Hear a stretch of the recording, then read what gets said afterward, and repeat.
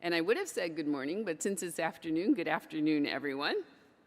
And of course, I do want to start by saying the Conference Center is on the ancestral and unceded territories of the Musqueam, the Squamish, and the Tsleil-Waututh nations. We are very grateful that we are gathering on lands and waters which these nations have stewarded since time immemorial. So welcome to this afternoon's high-level session, again, Solutions for a Healthy Planet, Integrated Responses to Global Environmental Degradation. My name is Rosina Beerbaum, and I am the very proud chair of the Scientific and Technical Advisory Panel of the Global Environment Facility, and our shorthand name is STAP. Today we have an exciting panel for this first plenary, and I'll introduce you to all the folks up at the table after we have our keynote. But let me first say a few words about this session. Increasingly, I think the voices of the public and private sector and science and philanthropy and civil society are all calling for integration or systems thinking to solve the environmental crises affecting the planet and all peoples around the world. And I think in many ways, we are all now finally coming to realize what the First Nations have known for thousands of years, that we must all row together. The scientists certainly agree. The World Consensus on Climate Science, the Intergovernmental Panel on Climate Change, as well as the Intergovernmental Science Policy Platform on Biodiversity and Ecosystem Services, and many, many, many other reports conclude that the problems of climate change, biodiversity loss, pollution, poverty, and inequity are interconnected and mutually reinforcing or mutually rupturing. Perhaps more remarkable than getting the scientists to agree is actually that the economists agree. And the Staid World Economic Forum has concluded since the year 2020 that environmental risks dominate the long-term global risks. And again, their list includes biodiversity loss, failure to mitigate climate change, failure to adapt to climate change, natural disasters exacerbated by environmental degradation, and then the cascading effects of livelihood crises, migration, and loss of social cohesion. It is actually estimated that some $44 trillion, or half of the world's GDP, depends on natural systems, and we need them. We have to value them appropriately and incorporate that value into our accounting systems. I mean, one example of doing so that many of you know is payment for ecosystem services, which can integrate avoided deforestation, watershed protection, land management, and sustainable livelihoods when it is aligned with communal, collaborative, inclusive decision-making. And third, the international community agrees we need integration. The multilateral environmental agreements are increasingly calling for integration across nature-positive, climate-positive, and equity-positive actions. Otherwise, solving one problem can lead to unintended negative consequences. So we hope we can look for double or triple wins where, for example, restoring coastal wetlands can protect people, can enhance fisheries, and can improve livelihoods, and can store more carbon. So that really means we need to look at the big picture, considering multiple perspectives, and if you will, kind of peeling back the layers of the onion to examine how things relate and look for root causes and solutions. I think it was already 10 years ago that the GEF was early in recognizing the need to enhance integration across systems and worked with diverse stakeholders to tackle the systemic drivers of degradation in the Amazon and in the Congo and in other critical biomes. And so the GEF began 3 integrated approach pilots, then the impact programs, and now we have 11 new integrated programs. They're just starting, they're big, they're exciting, and we know there's some risk, but there is the potential for greater reward and faster if we learn from each other and we work together across issues and geographies. I think we all need to recognize that integration may have trade-offs. It's hard, but how can integration best lead to what the CEO has called for, transformational change? Carlos Manuel said business as usual will not yield success. And so STAP, as our science advisory group, has offered advice on some key elements of integration, on systems thinking, on innovation, on transformation, on knowledge management, on behavioral change. But there are so many dimensions of integration which we hope to probe today here with this wonderful panel. We need to think across scientific disciplines, across ways of knowing, across governments, and across geographies. So we need your collective wisdom so that we can all row together. And it's clear sometimes some of us need to row twice as hard to give others a chance to rest. We are all in this together, one mind, one heart, one spirit. But let me not delay further and introduce our keynote speaker and disruptor or provocateur, Dr. Carlos Nobre. He is an amazing Earth system scientist from Brazil, originally trained as both an engineer and a meteorologist. So he came to systems thinking early, and he dedicated his scientific career principally to the Amazon and to climate science at Brazil's National Institutes of Amazonian Research and Space Research. And actually, it was almost 30 years ago that Dr. Nobre presciently hypothesized that Amazon savannization could be a response to deforestation. Dr. Nobre was a program scientist of the large-scale biosphere-atmosphere experiment in the Amazonia.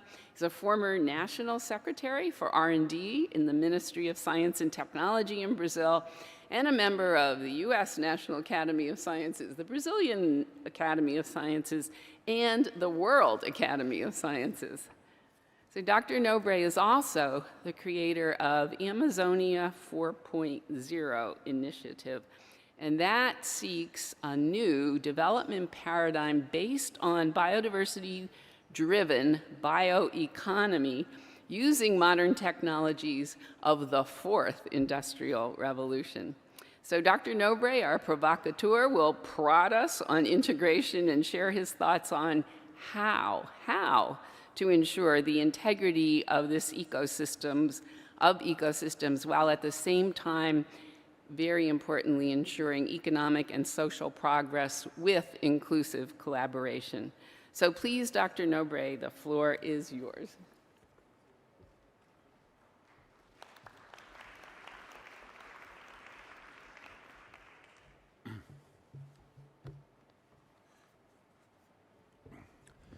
Good afternoon to all. Thank you very much to GEF for inviting me to this important meeting. Thank you, Rosina, for your beautiful introduction. And I will, although this panel will discuss integrated response to global environmental degradation, as Rosina mentioned, I dedicate a lot of my career to the Amazon, so I will use the Amazon as one example, but certainly this is true for all of the planet, particularly for the tropical forests of the planet. You see there, this is mostly deforestation in Amazon Basin, Congo Basin, and Indonesia for 50, 60 years. That's mostly, you see the area is mostly deforested. The development model taking place in the global tropics was one that saw absolutely no value in the standing forest. You see there the data for land use change, emissions of greenhouse gases is like 12, 15% globally. And you see there the countries with high deforestation rates. And out of the 6 countries with more than 1,000 square kilometers per year in 2021, 4 are the Amazonian countries, mostly Brazil, 15,000 square kilometers, Brazil, Bolivia, Peru and Colombia, very high deforestation rates. We have really to pay attention because the Amazon forests evolved over millions of years with such a strong recycling of water. I'm showing here animation showing this evapotranspiration. It evapotranspires more during the dry season than during the wet season. So that really creates the so-called aerial rivers that feed the rainfall systems south of the Amazon, in the Andes as well. So this is very, very important. This ecological evolution over millions and millions of years, particularly since the Andes Mountains started going up 40 million years ago. The maximum biodiversity of the planet is also responsible for the creation of this ecological system. However, we are seeing in the last 50, 60 years in the Amazon, these changes, deforestation, degradation, forest fire, the climate change due to global warming. There's a very serious risk for the Amazon. This is just two slides to show you. This is Bolivia, Amazon, 1986, 2022. This is Western, Brazil, Western, Southwestern Amazon, 1985, 2022, so very high deforestation rates.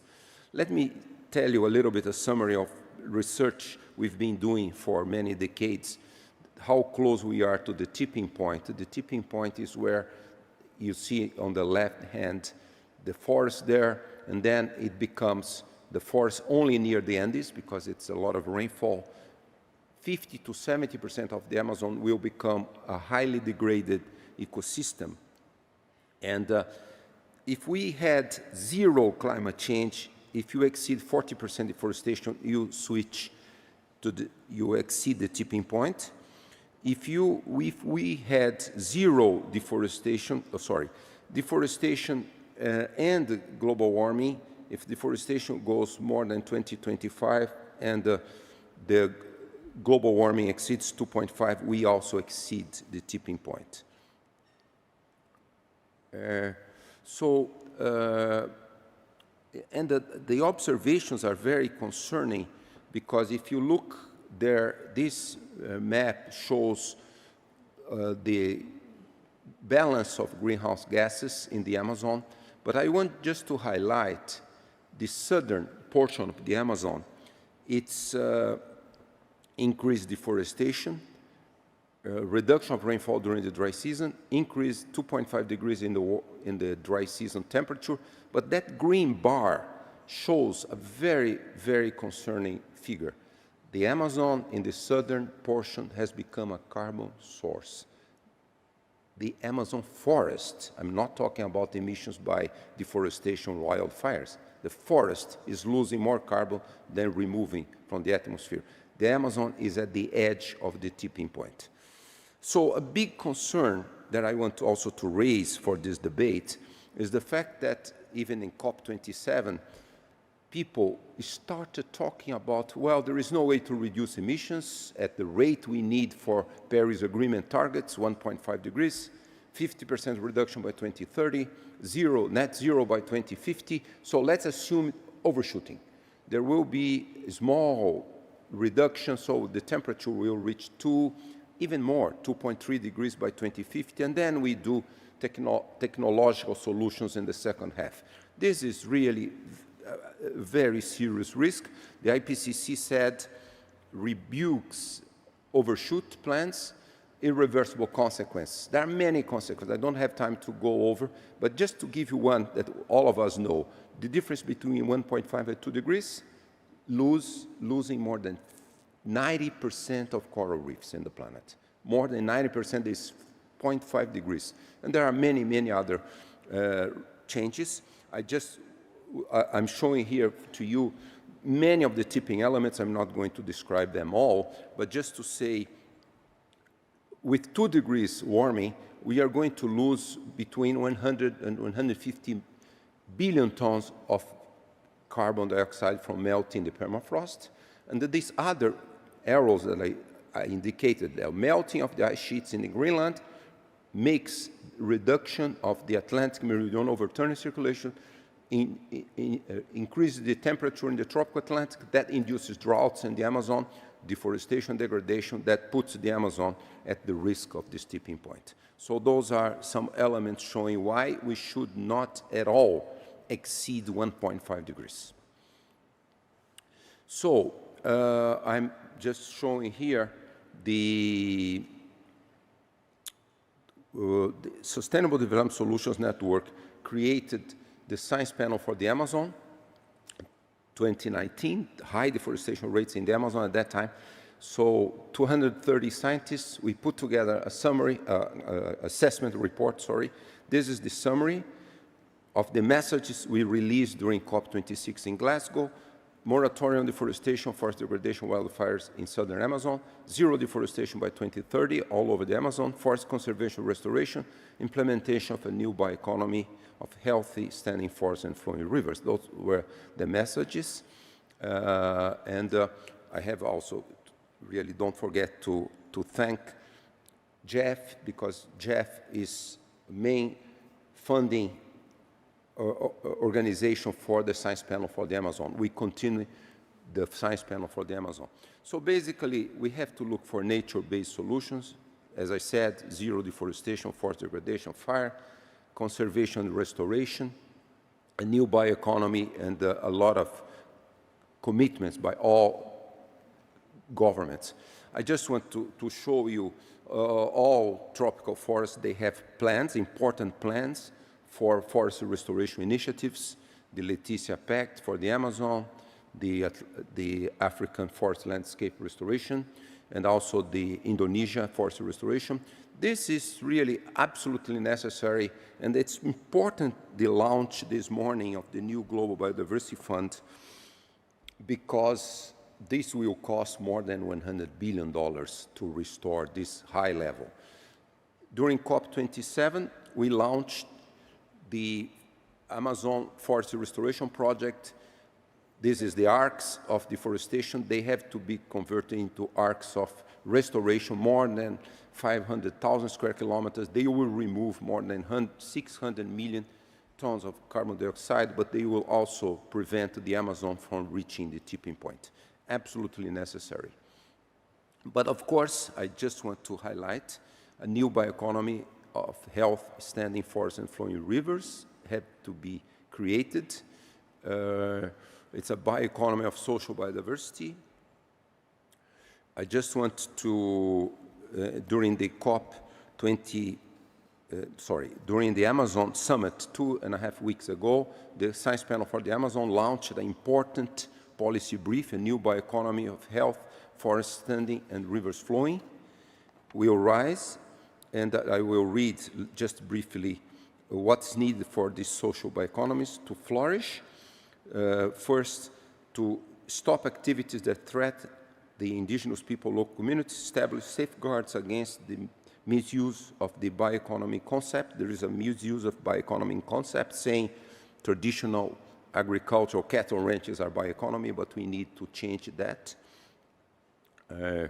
Increase demand, finance, and marketing pathways for ecosystem service and high-value, low-impact products. This is very important. It will cost tens of billions of dollars, so we need, the tropical countries, the Amazon needs funding for that. Enhance connections between actors at many regions and scales to support knowledge sharing and value creation. This is also very important to make use of the knowledge that exists, but we rarely make use of that knowledge.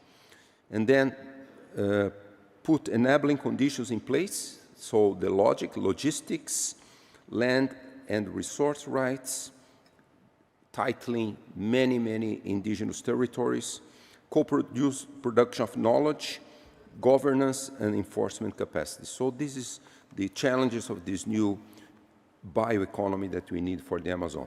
Of course, agroforestry systems are very important. They reproduce 60% of ecosystem services, so therefore it's also very important to have in forest restoration large scale of ecosystem services. In the Amazon, we have 2 million square kilometers of areas, 1 million deforest, 1 million several stages of forest degradation. So that would be a very important element. I just give you this example of the economic potential, just a comparison between cattle ranching, soy crops, and agroforestry systems with acai berry. Cattle is only $60 to $100 profits per hectare per year. Soy, 200 and 300. Agroforest systems, more than $1,000. And it improves much better the livelihoods of these people.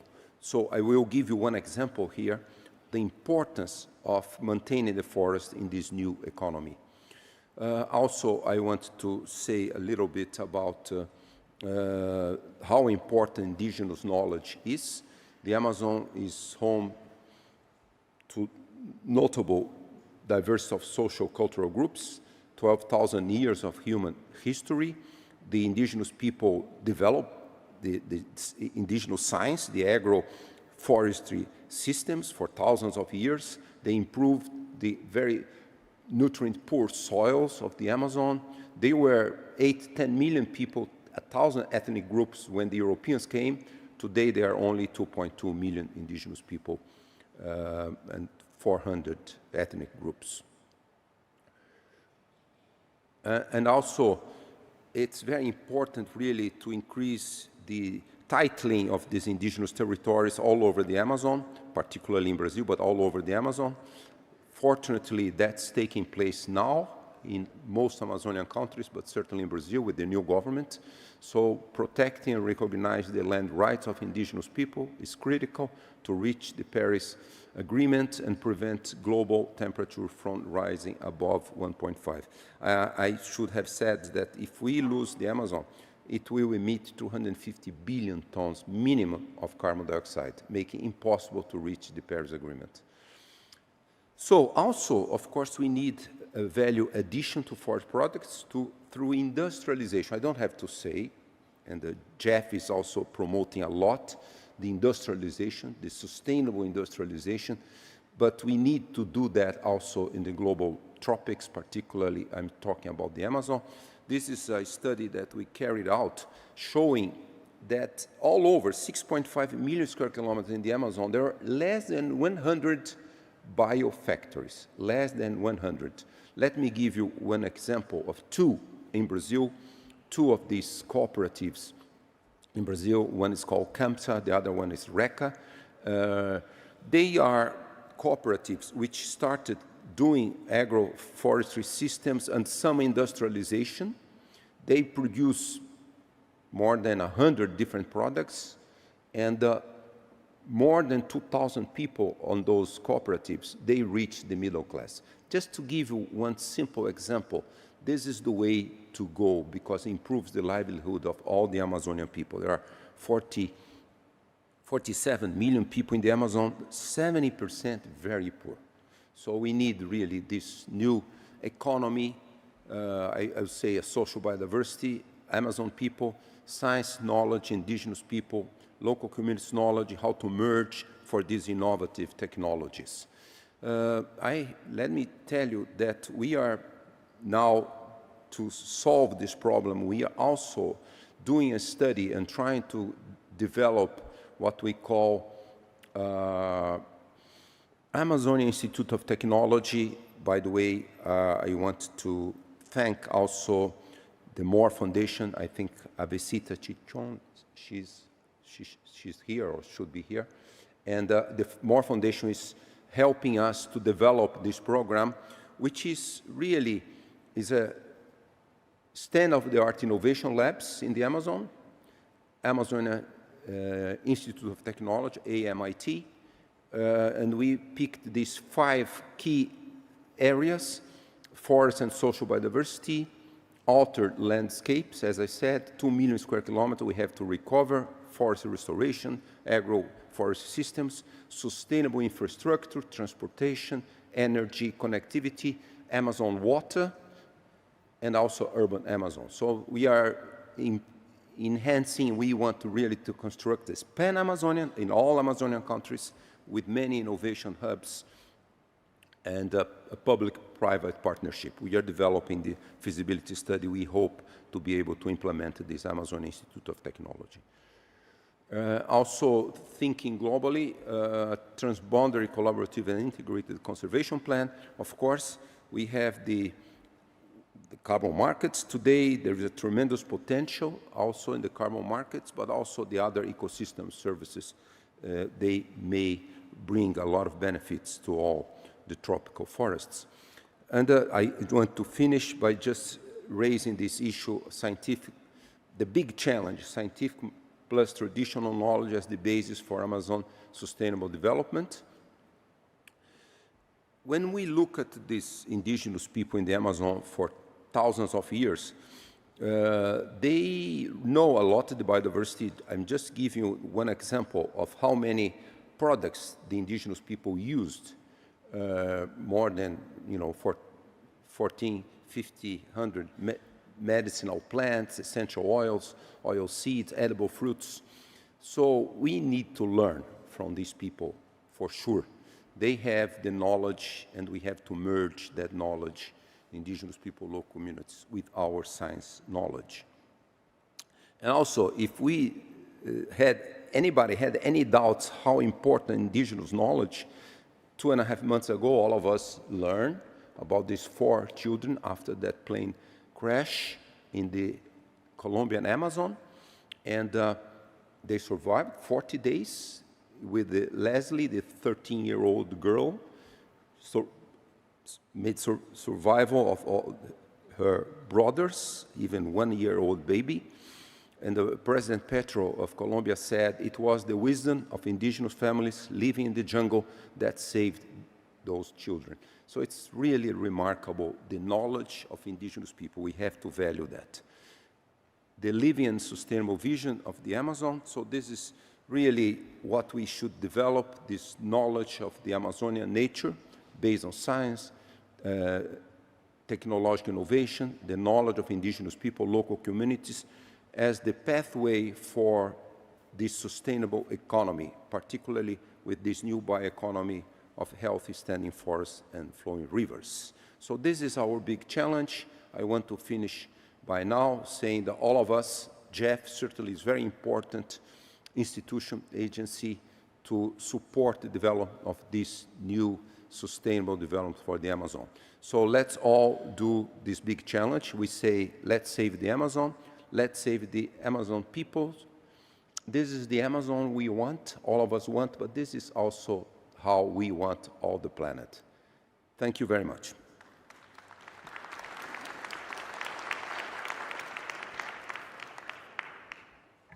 Congratulations, Dr. Nobre. That was quite amazing. What a beautiful PowerPoint, but so sobering, but heartfelt and filled with hope, too. I mean, the science panel for the Amazon, bringing traditional knowledge and local communities and scientists together to create a bioeconomy involving co-production of knowledge, which we've heard so often in the last few days is absolutely necessary to make progress.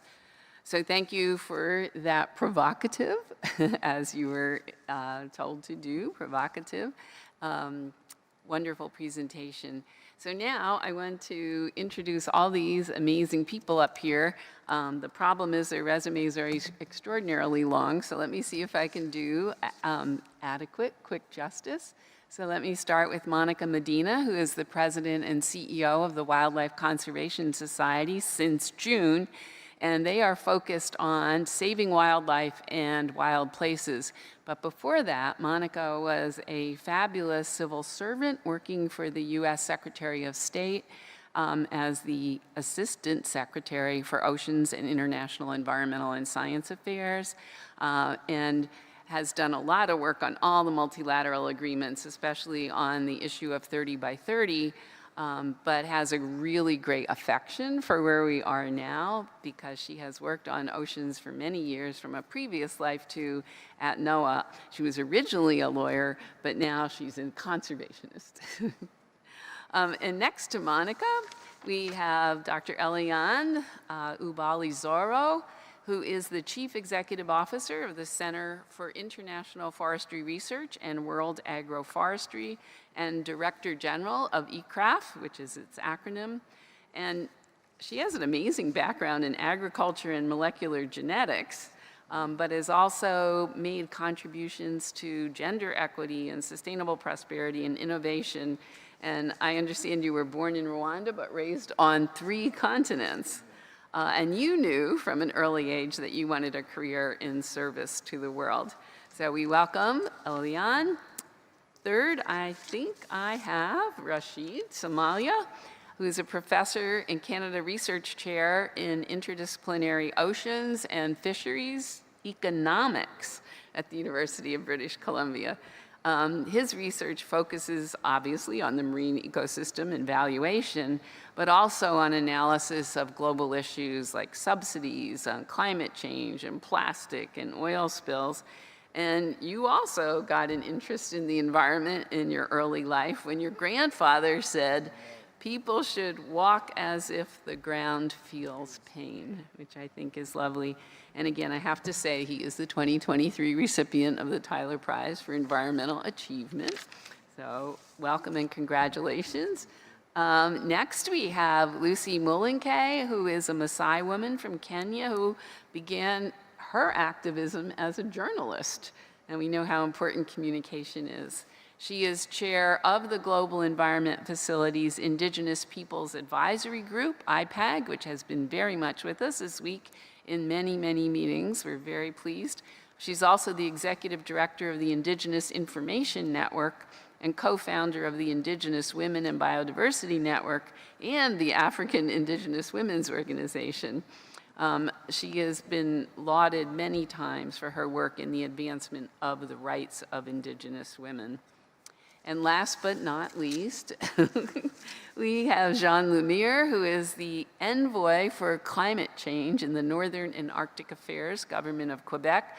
He's a biologist by training, like me, but he's also a very renowned science communicator, and he's the creator of 1,000 Days for the Planet series, which was a 3-year world expedition to examine the state of the planet's biodiversity from the Arctic to the Antarctic.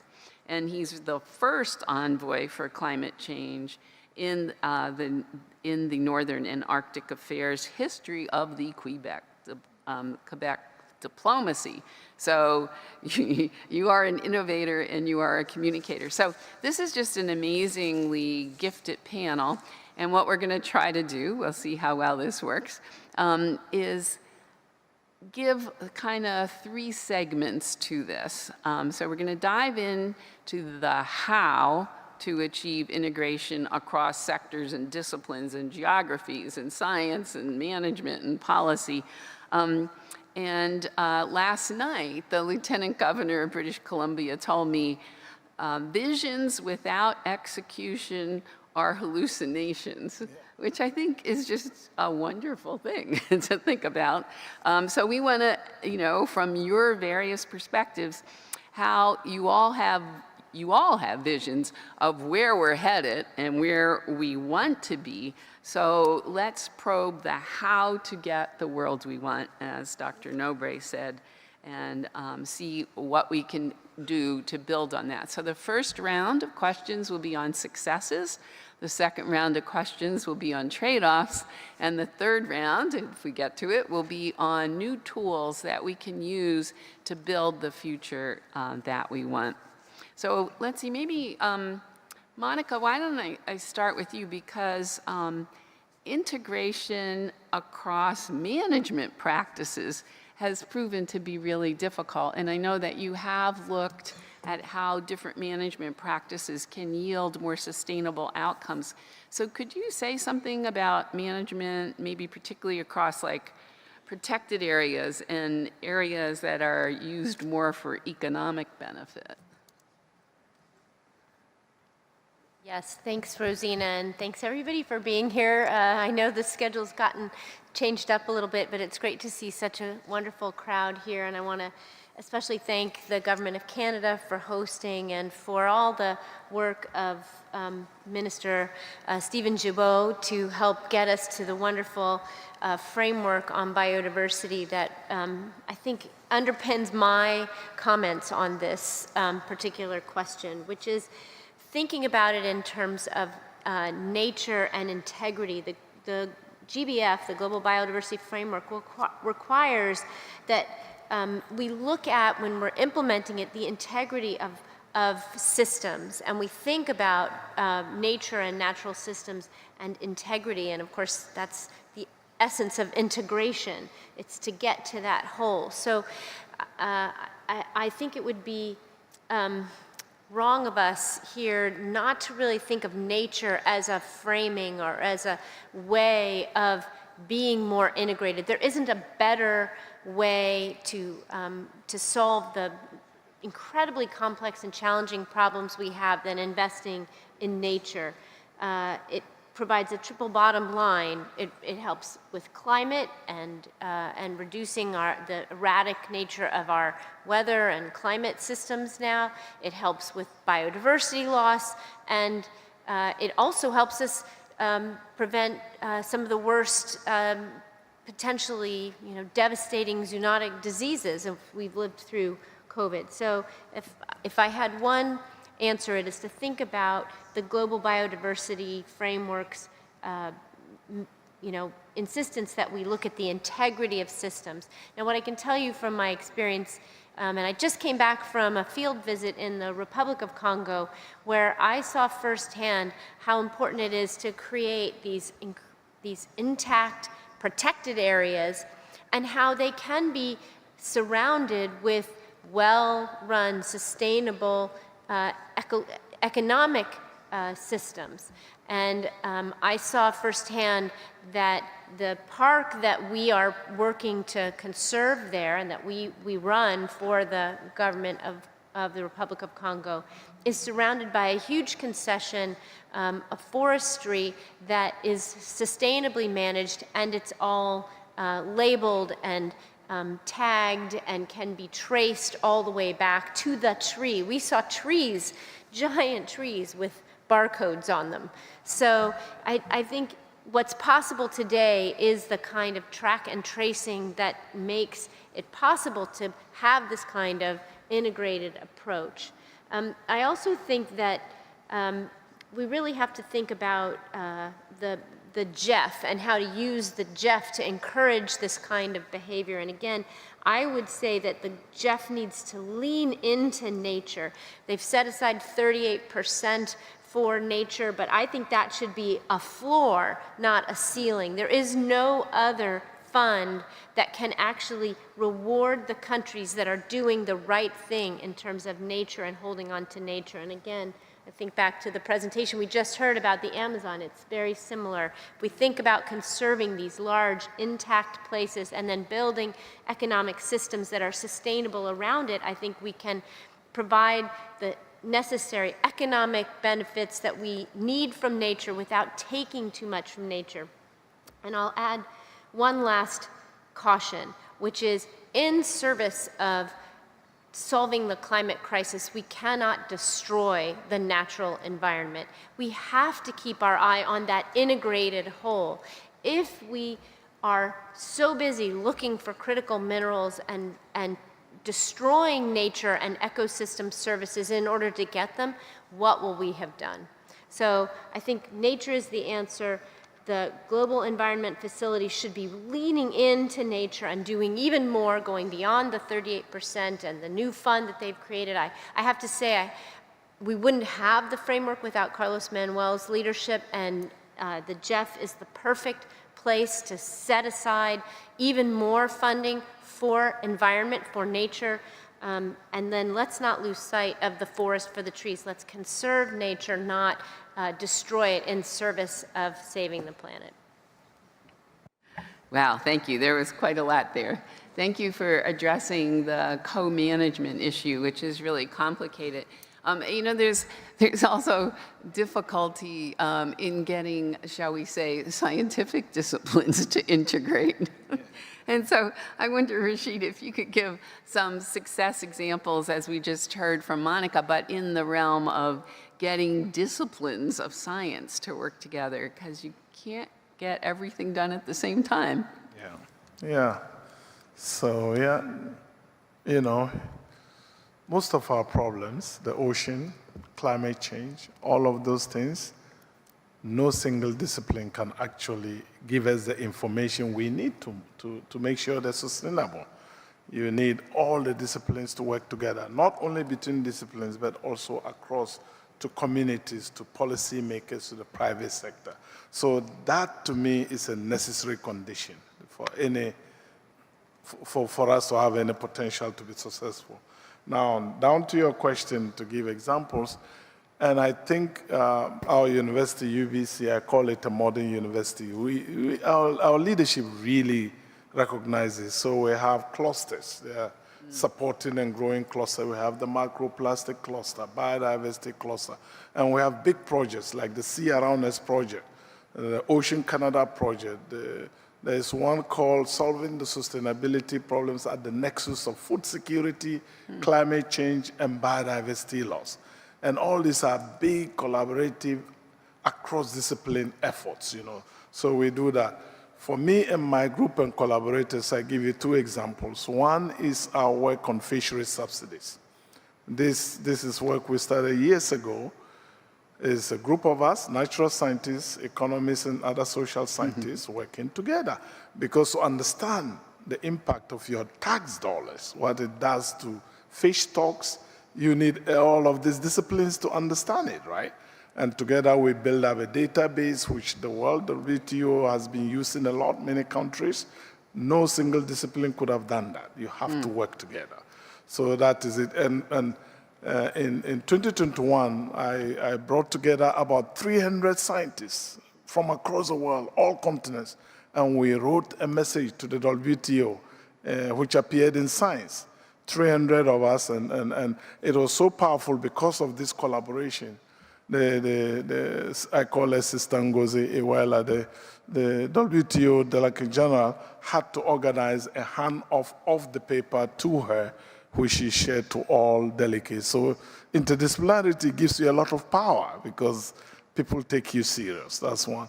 The second thing is our work on the high seas. And a number of us came together, again, ecologists and economists in particular, but other disciplines, to really look at we, the people, go into the high seas, which is outside 200 nautical miles from the coast of countries, to catch fish, only for 5 to 8% of the total catch, mostly tunas that go in and out.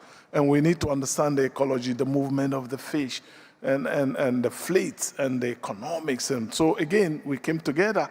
And you know what we found out? We found out that the best thing for the world to do is actually to turn the high seas into a fish bank for the world. That means no fishing. So when the tunas get there, they get peas, they grow, and then they move into country waters. Most of them do. You can catch them cheaply, good for economics. You will leave what we call the orphans of the ocean, fish that live all their life in the ocean. They grow slow, they live for long, more than 100 years, some of them. They live so long, they have names like people. Alfonsino, right? That's a fish. It's not a person, right? And I like to say that anything that can live as long as your grandma and your grandpa, please leave them alone. Don't eat them, right? So we'll leave those alone, and we'll be able to catch. It's good for economy, for biodiversity, and for climate change. Then you don't have trawlers running all over the high seas to catch only 5%, right? And it's also good for social justice. So Guinea-Bissau, Bangladesh will also be able to catch the fish rather than the 8 countries that have the capacity to go out there, the Chinas of the world, the Spains of the world. So all these are really practical solutions that only interdisciplinarity can give you. And this has helped us. Actually, the first high seas has been closed. The Ross Sea in Antarctica was closed partly due to this effort from science. So let's work together across the board. That's the solution. And so our universities have to value interdisciplinary research. I mean, one thing that really gives me hope is that the students coming up today are trained differently than we were a long time ago to be, narrow and deep in something, and then we had to spread out later and learn other disciplines. They seem to be more naturally systems thinkers right from the get-go, but the universities have to support this kind of research that doesn't fit neatly into silos. And the funders too, and actually there are good movements there, so thank you. Sorry. Absolutely, the funding has to come too, and there has been movement in some of the science funding. But you raised early in your comment, food, agriculture, energy nexus, and I think Eliane jumped up. And so that's a place, which has typically been almost separate disciplinary areas, but where we really need integration, yet, ecosystem degradation can happen if food and agriculture and energy aren't thought about together. So could you speak to success stories about integration across that nexus? So one of the things that's really critical around this integration is really going from a extractive system to a knowledge-intensive system. And this is where how we're working with the over close to 600 million smallholder farmers in the world, knowing that there's over 770 million people who have no electricity in this world. And so if we look in the case of Africa, about 50% of the population doesn't have electricity. In rural areas, it's 70%. So that nexus is really critical. And so at C4ICRAF, what we really see is how do we create an ecosystem where trees, people, crops, and livestock come together in harmony. And this is really the essence of why agroforestry is important, and I think in the keynote that was really highlighted. And so we don't simply grow nutritious crops, but also nutritious, healthy, productive ecosystems, and we leverage data to allow us to do that. And we have our land degradation surveillance network that brings satellite data, citizen science, and integration in terms of how are we looking at our landscapes to make them healthy, to look at the nutriscapes as we're looking at resilient landscapes and sustainable food systems. And so an example of a project we've been involved in Africa is looking at 12 countries around sustainable food systems where working with a number of multilateral organizations, we were the technical partner supporting how do we look at sustainability. And each of the 12 countries decided the lens that they wanted to move forward on. And so what's important is also how do we ensure that things are country-led and that as technical partners, we're helping countries achieve the visions they have in terms of the impact and not hallucinations. It's how do we ensure that we're working together to achieve the vision of the countries, of their populations, to ensure that as we look at landscapes, we're really looking at that nexus of how are we feeding people, how are they accessing energy, how are we looking at the energy transition while looking at the agroforestry will still be really critical as we look at sustainable energy sources. So what we really consider important also is in the system, how are we looking at food waste? How can that become an energy stream as well? And so we really need to look at the integration of how are we looking at our systems, how are we harnessing the digital age to help us leverage these systems effectively, and it's really important that we really move forward on a knowledge-intensive and equitable and circular pathway that harnesses not only our scientific knowledge, but indigenous wisdom. Wow, yes. So community-led, country-led, context-specific, and your ending point there. I guess, Lucy, maybe this would be a question for you then. We want to think about knowledge that integrates across cultures, beliefs, way of knowing, and that's clearly central to sustainable development. And I'm wondering, with your experience, can you give us some examples of success stories with indigenous communities and women and ecosystem restoration and preservation outcomes? Thank you very much. I think it's a very interesting, this discussion we're having. And I think the opening of Carlos, the professor there, brought some aspects which are really very important in terms of looking at how indigenous people have been able to integrate different activities. And the good thing about indigenous people, where we come from, and our local communities, we are socialized to integrate already many issues. It's just like mainstreaming quite a number of issues together and being able to come out with quite a sustainable way of doing different activities. And indigenous people, despite the fact that they are from different continents, different geographies, and different ecosystems, they almost think the same and work in different things. They kind of, mainstream almost all the work together.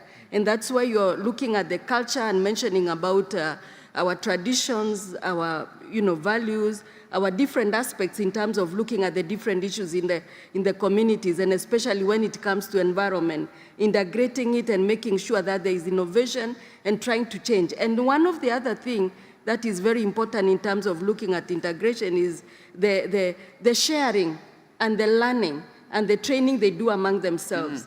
They bring knowledge to each other. They share this information and they share the land, and that's why it's very important to look at what aspects and what different issues that we do at the community level and how we manage to bring our voices out there and demand for the rights and be able to work with the different key players. And that's the same, like for example, if you look at the Indigenous Peoples Advisory Group, is able to work very quickly with the other indigenous people and also to work with GEF very clearly and different governments, because we are able to tell our issues on the table. We don't have to refer or to go to somewhere else because they are almost similar together. And one of the richest things that we have when we talk about integration is the way we work from different organizations, different people together. For example, the women who get from my country, whom I work with, they have different aspects of knowledge that they share among themselves, and they know how to look at the different, like, for example, sharing the seeds that they do, planting trees and trying to help each other when there are issues of climate change. And most of them, most of our countries, like 80% of it is in semi-arid. And also we have other areas which are highlands, and that's what gives us the knowledge and also gives us a bit of more strength in terms of looking at the different issues. So when we talk about integration, this is very important because then we have our own science, we have our own knowledge, and this is what gives us more power in terms of being able to look at sustainability in protecting our own biodiversity and look at the different sciences that we have traditionally. And we need to bring that together, as what Rasheed was saying, that we need to work all of us together to share this knowledge and to share this science and see how it can be integrated together. Thank you. Thank you, Lucy. I mean, one of the things that we've been hearing over the last few days is, that collaboration and conversation means not just talking at each other, but listening to each other and understanding the ways of learning. But you did mention governments, and so I haven't forgotten about you, Jean. One of the things that GEF has been struggling with recently in a good way is how to think about policy coherence, because there can be policies encouraging behavior that is, we think, good, but there can be disincentives and there can be conflicting policies. And so as envoy, the first, for climate change, are there examples of successes where policies are actually being harmonized to tackle climate change and nature positive efforts?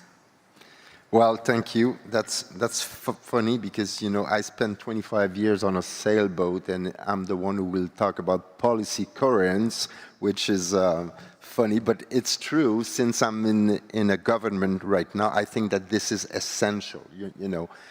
More and more, we have to break the silos. We have to really bring that all of government approach in our decision. That means that, if we have to take a decision, we need to have, the team from the Minister of Environment and other ministers. So we have that horizontal approach, but we also need to have a vertical approach where we include other level of government, like some national government, cities, and go further and include the entire society. If we want to have some change, we will have to do it differently. And I really like when Carlos Manuel said, help me to think outside the box, because this is what we need. You all know the UN system. You know how complicated it is, how, it's very hard for small communities to navigate around that. So we need to really think outside the box. I spent most of my life on a sailboat in the Pole, Arctic and Antarctic, and I was trapped in the ice for 430 days in Antarctica, and I was able to do that because I learned from the Inuit. I spent lots of time with them. They showed me, all the language of ice, and so I think that we really, really need to bring traditional knowledge around the table. We need to bring more civil society, women, etc., etc. We need to have a different approach if we want to succeed. We have to work together. And again, if we want to have some transformative changes, we have to think differently. And I do think that we are seeing signs of this. As I was saying, more and more the Biodiversity Convention is talking about climate, and climate is talking about nature positive, and Dr. Nobre gave us some great examples. But it is really tricky to build from the bottom up and the top down these different policies. And maybe that's, a really good transition into the second round, which I was going to just ask quickly for, some things to be wary of or some trade-offs. And Carlos, since we let you have a few minutes to rest, maybe I should just ask you, what do you see as the trade-offs to manage across climate change, biodiversity, improving livelihoods, and equity? I mean, you gave us some success stories, but clearly you've also seen where things can go wrong. And so just some guidance on trade-offs, if you could. Yes, I think, what I'm going to raise here, many of my colleagues already have talked about, but let me say key elements, this big picture from the trade-offs. Of course, the first one, almost 70% of greenhouse gas emissions comes from fossil fuel. So a big trade-off is converting trillions of dollars of investments into renewable energy. I mean, renewable energy today is cheaper than the coal-fired, oil-fired, natural gas-fired power plants. So I think, this is a big trade-off. Also, sustainable renewable energy generates much better jobs. And so therefore, this is the big first one I want to raise, trade-off. The second one is also major investments from financial system in the world, from governments, into a sustainable agriculture, the so-called regenerative agriculture. This is absolutely necessary because, as all of us know, the fund was released, the Biodiversity Fund was created, released this morning. We need to move towards urban and peri-urban agriculture, very, very productive, and release, open, like 8 million square kilometers in the planet for large-scale forest restoration. So even with the current carbon markets, this is doable. So that's another big challenge and also trade-off. And of course, I mean, this large-scale restoration project will remove 6-7 billion tons of carbon dioxide per year, essential to combat the climate emergency, protect biodiversity, and also, of course, a big, big challenge, new epidemics, new pandemics. We have to maintain biodiversity. So I will raise those as big picture for the trade-offs. And Rasheed gave us examples of people working across disciplines in the area he's working on, but it seems to me, Eliane, in the food sector or the food, energy, water nexus, it's even more complicated. I don't mean to say what you're doing isn't complicated. And, you know, and I've already said traditionally, you know, people have worked on energy or on food or on water. So can you just say a bit about trade-offs again back at that nexus? So I think one of the interesting things is we're trying to do this work across public, private, and nonprofit sectors, and how we're working together towards high carbon, high biodiversity, and high equity outcomes is really critical. And we all know that it's not always easy to bring them together, and how the carbon markets have evolved. It's really important to realize that we need to work in ways that are really have high coherence and where we prioritize integrity and transparency. And in that way, we need to look at the importance of soil health. We know that a third of soils around the world are degraded. 65% of soils in Africa are degraded. We know that low soil organic carbon in soils makes it very difficult to retain nutrients, to retain water. And so within the work we're doing at C4ICRAF, we really see soil health as a really critical part. And not only for food production, but for water access, for how are we looking at our energy system, but we also see it as really critical in terms of how are we working with countries to ensure that when they're looking at their national determined contributions, that they also consider the really critical fact that soil carbon is a really important element. And so we've worked with countries in Africa to look at how do you integrate measurement, transparent and granular data from soil organic carbon towards your national determined contributions. So really the importance of how do we look at market needs, equity needs, and the need to bring back biodiversity in a way that's integrated, that allows us to grow nutritious food, but also to restore land and to ensure that we have that balance around water. I think that it was really wonderful looking at how Carlos was presenting the rivers in terms of the importance of how are we looking at our water, not only in terms of our oceans, but also in the sky. So it's really critical of how are we looking at the interconnectedness of these cycles and how critical they are across the planet, because what is happening in Brazil will affect what is happening in Africa and vice versa and all over the world. So how we look at integration, interdependence become really critical. Thank you. Wow. And so, you know, that is a lot of what you just said, this explaining, it does, I think, come back to questions about education. And so Rasheed, having not meant to dismiss how hard or easy your work is, you know, one of the things that I see in education is, you know, again, everybody still thinks their discipline's the most important and argues for research monies in their area. And so I think, to quote you, you can't do everything everywhere all at once. How can you encourage, you know, sort of research priorities and improving understanding and management of the lands and seascapes we depend on? Yeah, so trade-offs are crucial, right? You've all heard about this saying, what do they say, death and taxes, right? I will add trade-off to that. In fact, trade-offs come before the two, right?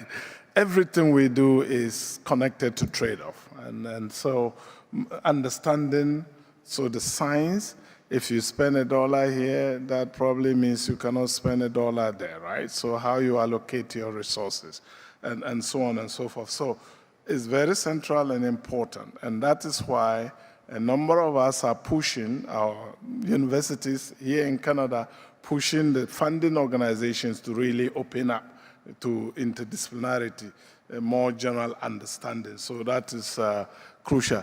And why is trade-off so important? If you think of economics, actually a lot of what we do is about trade-offs, right? So, for example, there is a project we just wrapped up. We have a special issue coming out in marine, frontiers in marine science, and where we look at trade-off. And the main topic there is that if you're able to stop overfishing, that is also climate action. You get it? Because the fish or life in the ocean is not just food for us, it also sequesters carbon. So you have to think about the trade-off. When you take, we looked at the high seas and we look at the carbon value versus the fish value, the fish we take in the high seas. And do you know what we found? 10 times the value of the carbon than the fish. So if you eat the fish, you are actually throwing away 9 times the value of the fish, right? So you have to have trade-off in your mind. And that's why economists say be comprehensive in your valuation. We may get time to talk about valuation. And this comes into science too, naturally. We have to invest our money thinking of trade-offs. I thought economics was the dismal science. Yeah, yeah. No, very interesting. Those kind of numbers are certainly not generally known, which is going to come to, I think, one of John's favorite topics, which is education. But maybe, Lucy, while I'm going down this side of the table, you know, I'm sure IPAG has had to deal with many issues of trade-offs in what pitfalls need to be avoided as you appropriately advance Indigenous rights and knowledge and livelihoods. You know, how do you think about that? What trade-offs you have to deal with?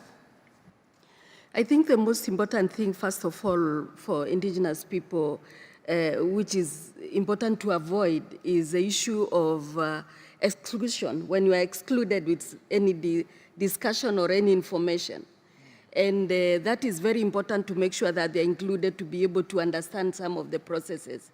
Because if you go to the community, you will not be talking quite a lot about trade-offs, what you're talking now.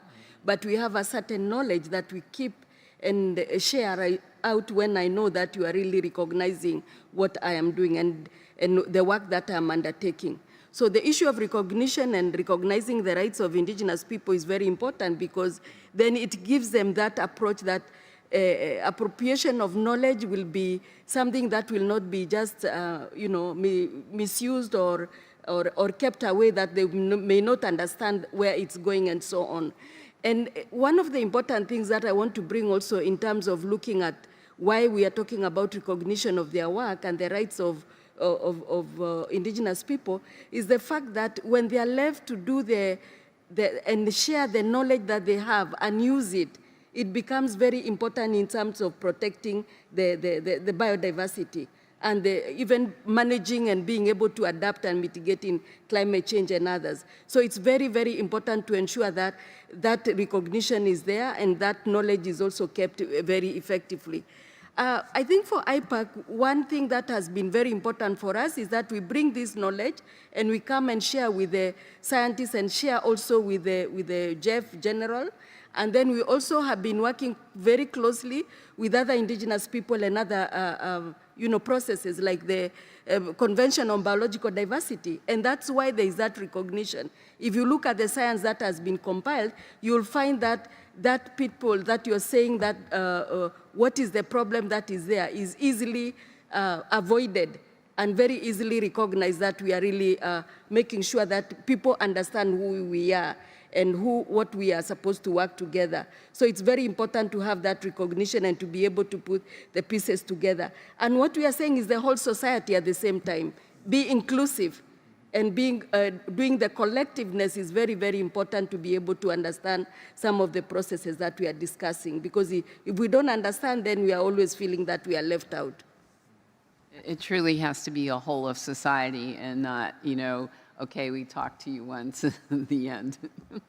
I think what Carlos Manuel said yesterday about, you know, putting women in local communities and Indigenous cultures right here in the plenary and in the center of this assembly was a very, very important start.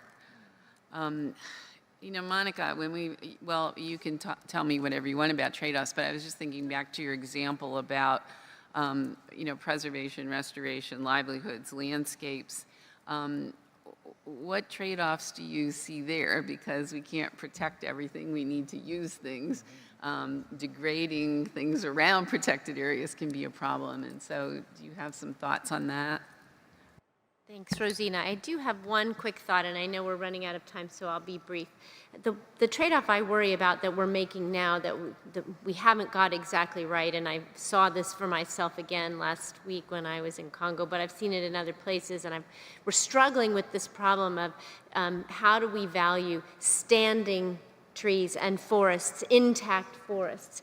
And right now we're so hung up on the growth that we have this sort of market mentality where we want to bet on, you know, stocks that have high growth potential, but instead we ought to be thinking about a more balanced portfolio of long-standing intact forests and trees that are like the mutual funds or the bonds in our portfolio. We can't just be focused on the additive places, and restoration is important. I'm not saying we shouldn't be focusing on restoration, but I think we've kind of got the balance wrong. And when I saw those beautiful intact forests that had never been touched, and the idea that those are not valued as much just was really, it just didn't make sense to me. And it just seems, you know, like we're missing something big here. We're missing the forest for the trees. Okay, literally, in this case.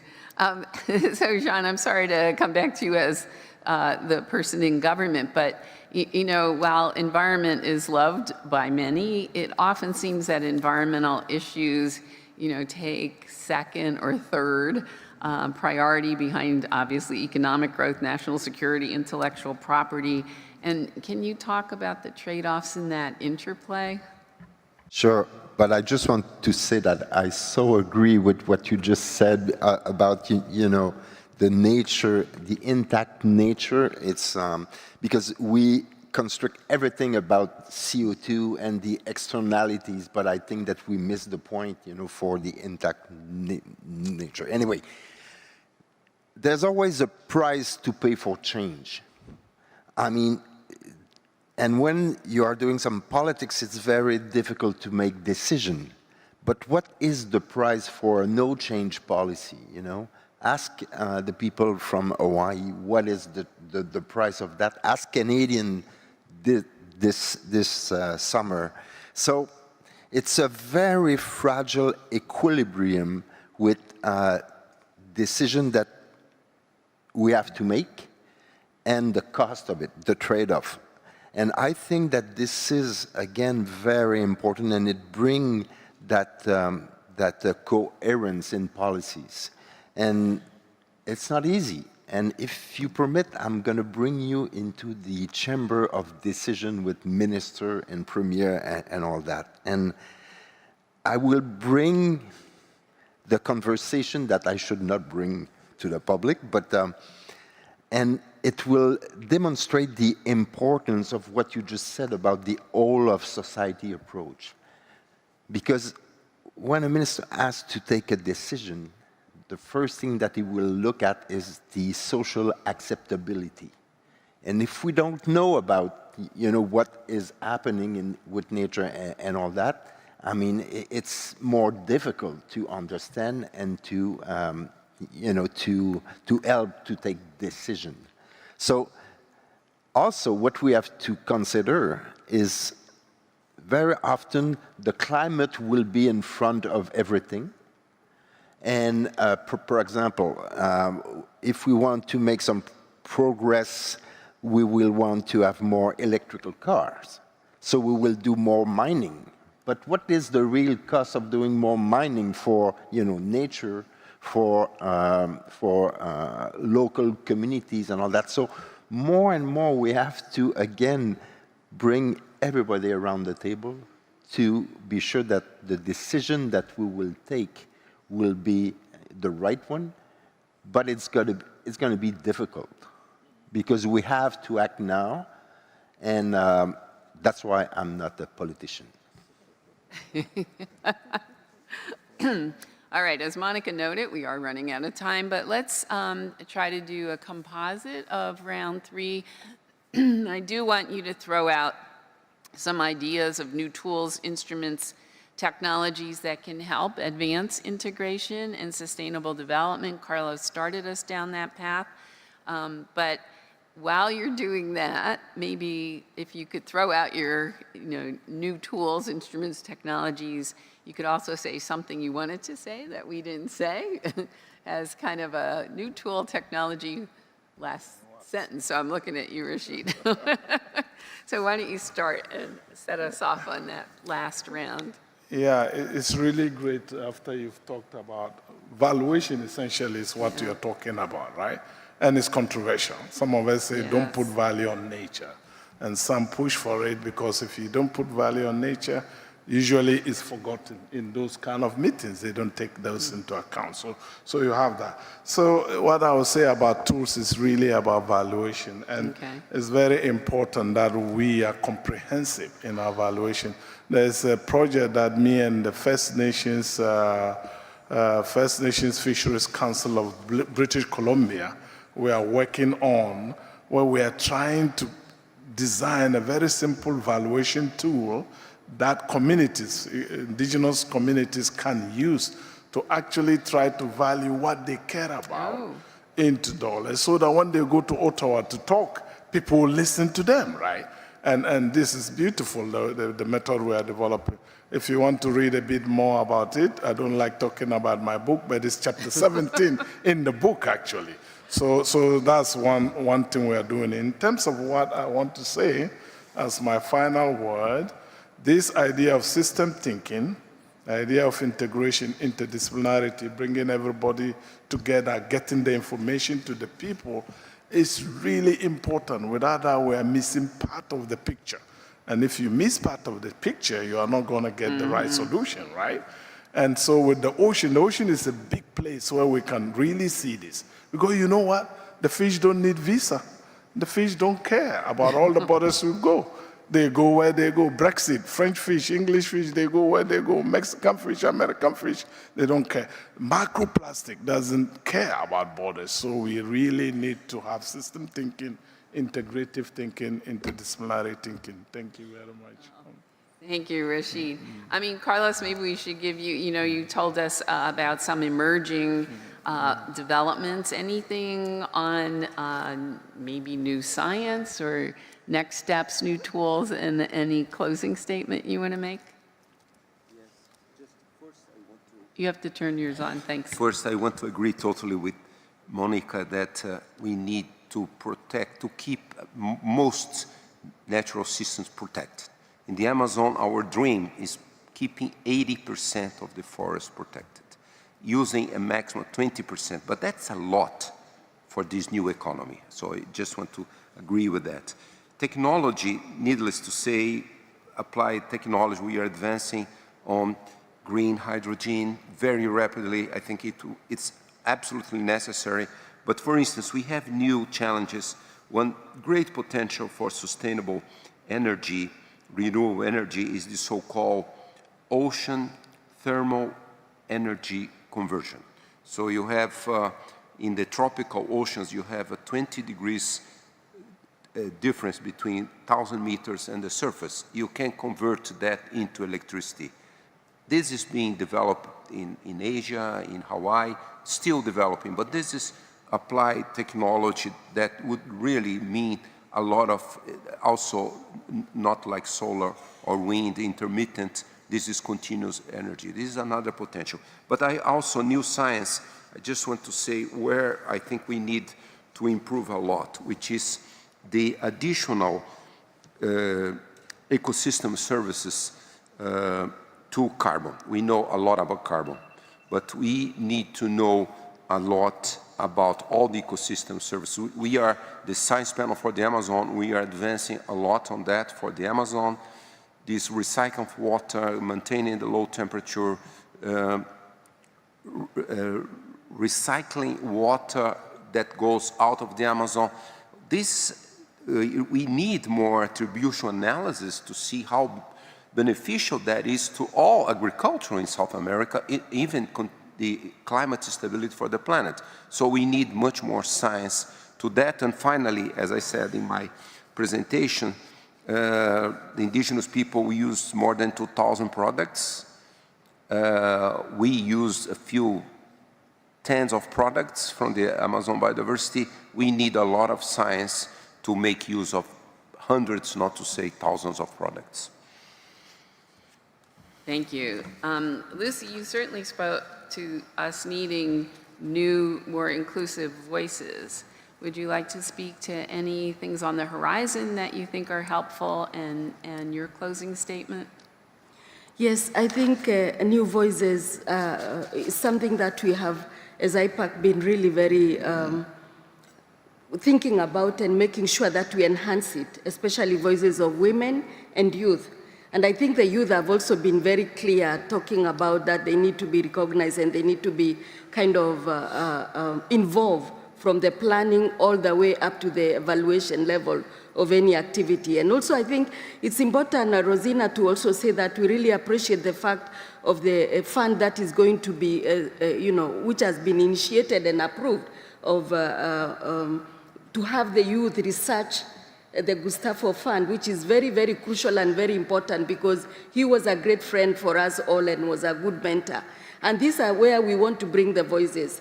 We want also to make sure that we see the women really recognized, and that's why as women, we have also been saying we really want a fund that can be focusing on women issues and so on. So we don't want to leave anyone behind, but we want to bring these voices on the table. And the only way we can all work together is even that science, the technology as mentioned and what Carlos has mentioned, looking at what Amazon, we have the indigenous people and all the research and all the medicinal plants and everything that they have. We want to bring it on the table. We want to bring that science and the knowledge that we know so that people can know and can understand and can appreciate. I think when COVID came, just to take a little bit of a minute, is that it came also, but it came in another way with some blessings that people retreated to the villages and were able to discover more and were able to bring more medicinal plants on the table because that's what indigenous people depend on. So I think as IPAC, we have really been working collectively together to ensure that we have information, and we also want to reach out to as many indigenous people and as many voices from the indigenous communities, not also leaving the other stakeholders, the governments, the other society donors and everyone, that we really want to work together as what all our society approach that has been said and all government approach. And I would say all indigenous people's approach also, because that really brings the whole health in terms of looking at how we can have a healthy planet and healthy people together. Thank you. Thank you. Thank you. That was amazing, Lucy. And Monica, I don't want to put words in your mouth, but there are some new instruments coming down the pike that might help with some of this.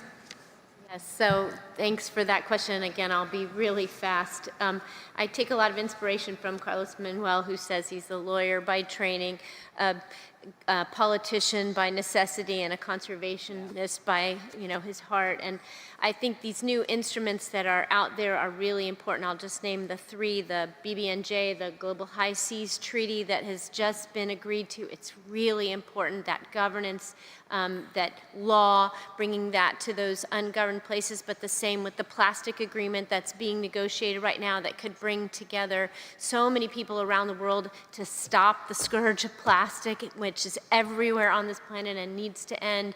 And finally, the global biodiversity framework, this 30 by 30 overall target and all the sub-targets, I think, are a huge way for us to get organized, to get the funding, to get inspired. And I think we have to take this moment where these new instruments are coming in place, where we see the peril that we're in, and turn it into a movement. I really so strongly believe that, and that's why I'm at WCS now. That's why I've gone from government to conservation, because I see the work that we do on the ground, and I hope that we can collectively turn this into a movement. One planet, one planet. Thank you. Jean, I think you've been dying to talk about communication. Well, so I don't want to put words in your mouth either, but it does seem to me what everyone's been saying here is we need some new ways of communicating, but whatever new emerging things you want to talk about in your final statement. Well, create a movement. This is exactly what we need. And for that, I'm going to talk a little bit about my mother. She turned 90 a few days ago, and she doesn't understand what I'm doing, you know, traveling around the world in all those meetings where we negotiate, you know, framework and all that. And I understand that she don't understand, you know, so it's great because you probably know, dear colleagues, 50% of everybody here. Why? Because we always meet in different conferences and we talk to each other. I think that what we really need is communication and education to be able to bring what we do in a different language. We have to be able to touch people if we want to create a movement. You know, for my mother, the ecosystem services and nature-based solution means nothing, but she knows a lot about nature. So why don't we use a language that they understand, and then we will be able to create a real movement, because this is what we need, a real movement if we want to change the world. When we had the Indigenous Amazon discussion on Science Day, they gave me a new term, which was called the Abuela Sniff Test. If your grandmother can't tell what you're talking about or doesn't think it sounds right, you should rethink the language or what you're doing. And Eliane, new technologies, AI, anything you want to talk about as and your final remark? So going from education, how are we harnessing education and translating it so we can bring everybody along, including our abuelas, is very important. And how do we integrate it is going to be even more crucial. And so we need to do this at an accelerated rate, and we need to do it at an accelerated rate of trust so that our interdependence really allows us to move forward. And I think in this age of artificial intelligence, where we know that we can have a lot of blind spots in these very powerful technologies, it's really important to know how are we going to harness them for good, how we are going to harness them in ways that will contribute to building social and human and natural capital, and how do we do that in this framework where we have these new accounting systems that are looking at climate, that are looking at nature, and these task forces in terms of financial disclosure, in terms of how are we integrating our views of how much nature and climate matter to the outcomes of how we're building our economies and how are we supporting each other. And it really comes down to what is it we're valuing and how do we ensure that everybody comes along and nobody's left behind. And so it's really, are we harnessing planetary intelligence in terms of our collective wisdom, in terms of the powerful tools that the digital age is bringing to us, and how are we integrating that to the wisdom of tens of thousands of years of indigenous peoples living in harmony with nature? Wow, I love that. Are we harnessing planetary intelligence? We might need some extra planetary intelligence too. But I think, you know, it's impossible to really summarize the depth of wisdom on this panel. But, you know, I think there's been a very strong call for, you just can't do business as usual, and we need a movement, and we need a dramatic movement to harness planetary intelligence. We got to change the way of thinking from, you know, appropriation or taking and balancing it more with provisioning and living in harmony. I think it was one of the First Nations that said their mantra is take only what you need and not everything everywhere all at once, as you said, Rasheed. And in fact, they admonish me for saying we want sustainable development. No, you want to actually do better than just maintain. I think you've all called for a whole of society approach, the importance for systems thinking, for creating, I think, safe, inclusive, interdisciplinary spaces where science, nexus with other disciplines and other topics and management and policy can all interplay, that you called for implicitly, although not explicitly, having staying power. You know, you're not in for the short term, you're in for the long term, and we're learning from each other in this inclusive and collaborative way. I think also implicit in there was a lot about knowledge. As Jean just said, you know, communication, you've got to meet people where they're at, you have to know their languages. I think also we need to celebrate the successes that many of you talked about today and explain why they are successes.